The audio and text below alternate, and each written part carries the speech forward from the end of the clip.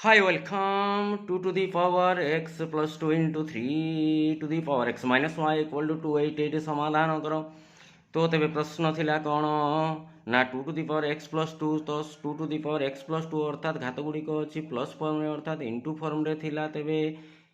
2 to the power x multiplied by 2 to the power 2 into 3 to the power x minus अच्छी माने हरण form रे थिला 3 equal to 288 आम ताकू विस्तार फॉर्म रे भांगी देले कारण समान आधार विशिष्ट घात राशि गुड़िक गुणन फॉर्म रे थिले घात गुड़िक प्लस हुए तेणु प्लस थिला इंटू है माइनस थिला डिवाइड है बर्तमान एटी रहीगला केते 2 टू दी पावर x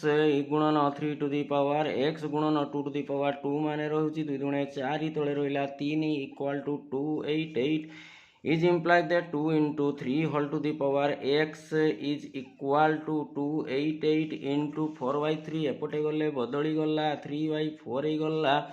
4 काटी देले 4 7 28 4 दुगुणे 8 6 to the power x equal to 72 3 केते होची 216 होची 6 रो 3 पावर तो वर्तमान आधार 6 6 एपटे समान है तेणु घात समान अर्थात x equal to 3 that is required answer समाधान हो गला x रो वैल्यू बाहरी गला। Thank you.